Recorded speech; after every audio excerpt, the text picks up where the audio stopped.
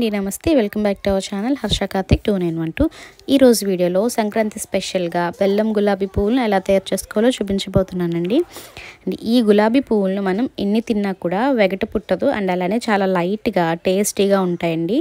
ఇవి ఎన్ని రోజులైనా సరే ఇలా క్రిస్పీగా క్రంచీగా ఉండాలి అంటే కనుక ఎలా చేయాలో, పిండిని కూడా ఎలా కలుపుకోవాలో చెప్తాను. అండ్ పువ్వులు వేసేటప్పుడు సరిగ్గా రాకపోయినా, గుత్తికి స్టిక్ అయిపోయినా ఏం చేయాలో అనే టిప్స్ కూడా మీతో షేర్ చేసుకుంటానండి. So crispy and crunchy tasty గులాబీ పువ్వుల్ని ఎలా తయారు చేసుకోవాలో ఆ ప్రాసెస్ ఏంటో చూసేద్దాం పదండి.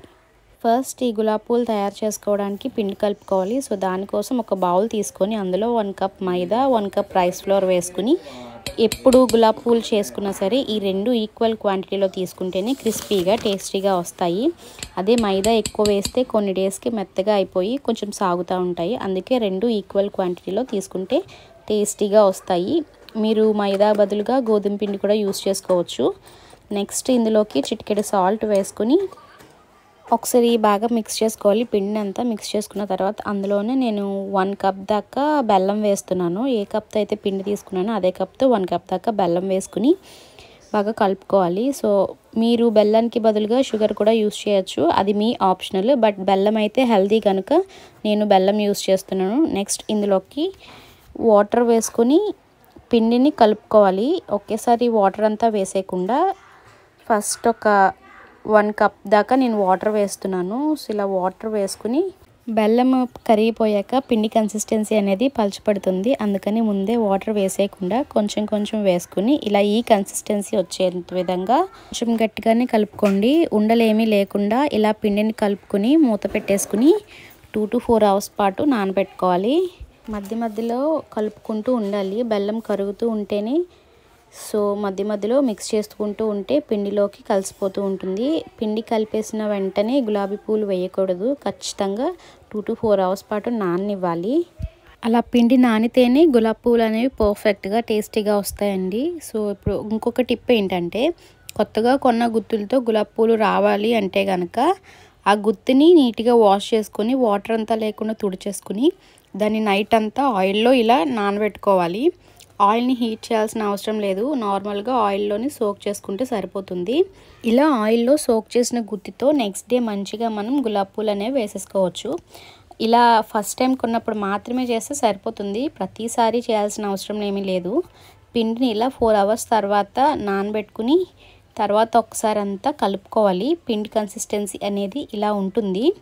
దీంట్లో కొన్ని వాటర్ కావాలనుకుంటే కనుక యాడ్ చేసుకుని అప్పుడు కన్సిస్టెన్సీ అనేది అడ్జస్ట్ చేసుకోవచ్చు. సో ఓవరాల్గా పిండి కన్సిస్టెన్సీ అనేది ఇలా ఫ్లోయింగ్ కన్సిస్టెన్సీలో ఉండాలి. ఇలా కలుపుకున్న తర్వాత పిండిని స్పూన్ మీద కొంచెం ఇలా మనం పక్కకి ఇలా రాసి చూస్తే మనకి ఇట్లా ఉంటే కన్సిస్టెన్సీ అనేది సరిపోతుంది. సో ఇలా పిండి అంతా కలుపుకున్న తర్వాత డీప్ ఫ్రైకి సరిపడా ఆయిల్ పెట్టుకొని ఆయిల్తో పాటుగా గులాబీ పూల గుత్తిని కూడా హీట్ చేయాలి. ఆయిల్ అంతా హీట్ అయ్యాక గులాబీ పూల గుత్తిని తీసి పిండిలో ముంచండి. గుత్తిని మొత్తం డిప్ చేయకండి. ఇలాగా పైన కొంచెం గ్యాప్ వదిలేసి ఇలా చేసుకుని వెంటనే ఆయిల్లో పెట్టేసి ఫ్రై చేసుకోవాలి. ఒక 5 seconds పాటు ఉంచితే దానికి అదే సెపరేట్ అయిపోతుంది. అలా కనుక రాకపోతే టూత్ పిక్ కానీ ఏదైనా ఫోర్క్ కానీ తీసుకొని కొంచెం ప్రెస్ చేస్తే ఈజీగా సెపరేట్ అయిపోతుంది. సో గుత్తికి ఉన్నప్పుడు ఫ్రై అయిపోతే తర్వాత సెపరేట్ అవ్వవండి. సో అందుకని 5 seconds ఫ్రై అవ్వంగానే తీసేయాలి. మనం అలా కొంచెం గుత్తిని కుదిపితే చాలు, వచ్చేస్తాయి. తర్వాత ఫ్రై అవ్వనివ్వాలి. అలానే గుత్తిని కూడా హీట్ అవ్వనివ్వాలి గులాబీ పూతో పాటు. ఈ ప్రాసెస్ అంతా కూడా లో టు మీడియం ఫ్లేమ్లో చేయాలండి. హై ఫ్లేమ్లో అస్సలు చేయకూడదు. గులాబీ పూలు అనేవి గోల్డెన్ కలర్లోకి వచ్చాక అప్పుడు ప్లేట్లోకి తీసేసుకోవాలి. గులాబీ పూలు వేసుకునే ప్రతిసారి కూడా పిండిని ఒకసారి మళ్ళీ కలుపుకుని అప్పుడు ఇదే ప్రాసెస్ని మళ్ళీ కంటిన్యూ చేయాలి. మీరు ఎక్కువ క్వాంటిటీలో చేసుకుంటే కనుక కలిపిన పిండి మొత్తంలో గులాబీ పూల గుత్తిని ముంచకూడదండి. ఒక చిన్న గిన్నెలోకి పిండి తీసుకొని అప్పుడు ప్రాసెస్ని స్టార్ట్ చేయండి. మనము గులాబీ పూలు వేసుకునే కొద్దీ పిండి అనేది చిక్కబడుతూ ఉంటుంది. అలాంటప్పుడు లైట్గా వాటర్ వేసుకొని కలుపుకొని మళ్ళీ ప్రాసెస్ అనేది స్టార్ట్ చేయాలి.